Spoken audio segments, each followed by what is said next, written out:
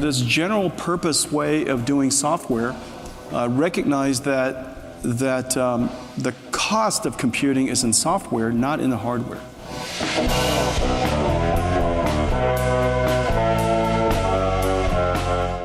Zero trust probably gives you a false sense of security because there's nothing which is 100% secure. But I think my interpretation of the word zero trust, or the phrase zero trust, is the default position should be there's no trust. The bad guys have figured out that rather than robbing banks, it's much easier to milk money by robbing data. Yes. So all the more important to actually protect the data and to secure it. The entry point to any business, any data, is the identity, right? I mean, so the question is, at different stages, how do you protect the identity? How do you make the bad guys stay out? How do you get the good guys in? And then, of course, Mohit and Anand focusing on the data.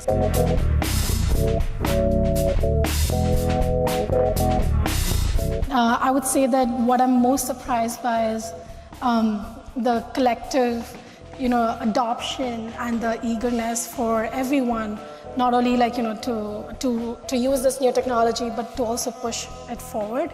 We just acquired a company, Armor Blocks, I think Ananta is somewhere here. They use generative AI to prevent email security. Yeah, email security. Yeah. So what ends up happening for a company like Cisco is you have a bunch of things in flight, as you can imagine, and then you're trying to centralize a few things. The third bucket is probably where we see the most usage, what we call task assistance. Generally that surfaces as a column type in Coda. So you take, you sync in all your email and you say, I want to generate a response to every email. You sync in all of your Salesforce. You say, I want a summary of what's happening with the customer. And the last set are what we call solution assistants, where people have built solutions with AI building blocks within them. One of my favorite examples is one of our customers built a full CRM in Coda with AI at each step. So they do lead scoring with AI and then the normal human workflows. Cisco, I think I was checking earlier today, is like $57 billion top line business, right? How do you build products while keeping the plane flying?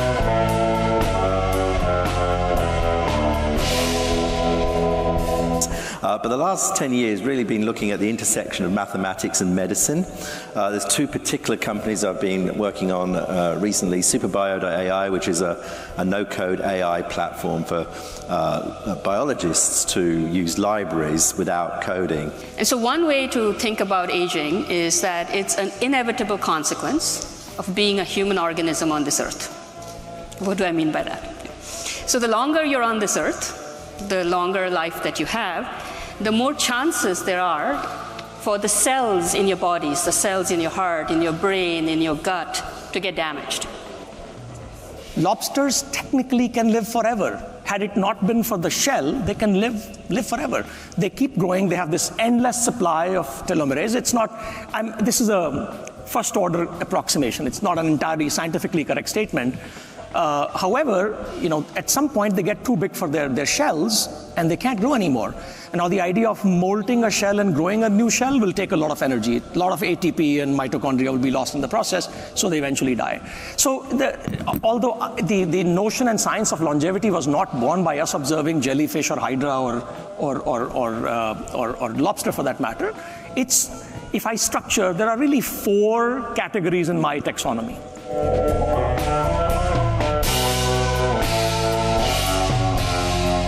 The essence of intelligence is the sensory motor loop, the connection between perception and action, or perception and movement. And that's what most of evolution is about. If you look at the brain and you look at where the neurons are, there are some in perception and some in action. For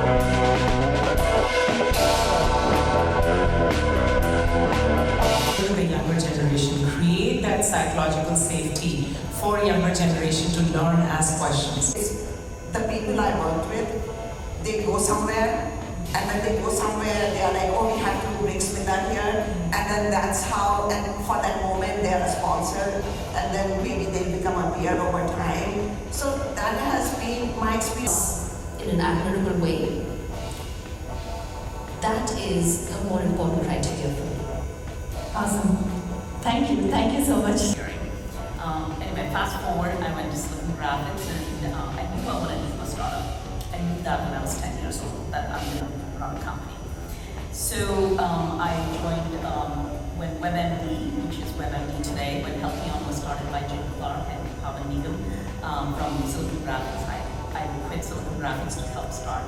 We started talking about recognition as the first step, which is know yourself, recognize the qualities that you have, and perhaps find people that would align with these qualities, that it's not selfless, that has the kind of a path you might want to follow.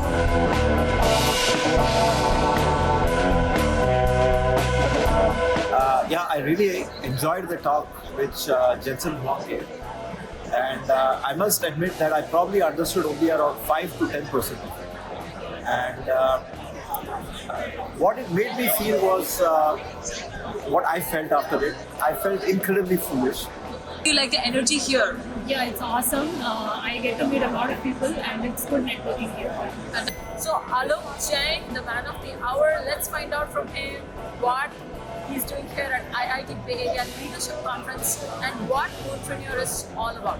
Yes, so I think this is my home, right? I'm an IITian and this is an amazing thing happen here. You see almost over 1,000 people. I'll say majority of them are IITians. It's just a great place to mingle with your old buddies, networking.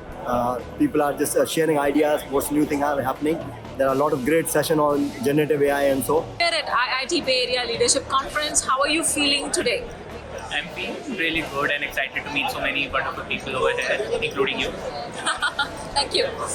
So yeah, Shubham, did you attend Jensen Huang's talk in the morning? Yeah. What were your thoughts on the keynote? I think I really like this dialogue about aspiration, desperation, and inspiration being the source of all the innovations in Nvidia. So Shobna, tell us how you're feeling today. It's been a great day so far, really nice conference, very well organized. And my highlight for the day was the keynote by Nvidia CEO Jensen, and he gave a very inspiring talk. So I'm sure it's recorded, so we'll encourage everyone to watch it. Yeah. And it's been great to meet people and reconnect with old friends.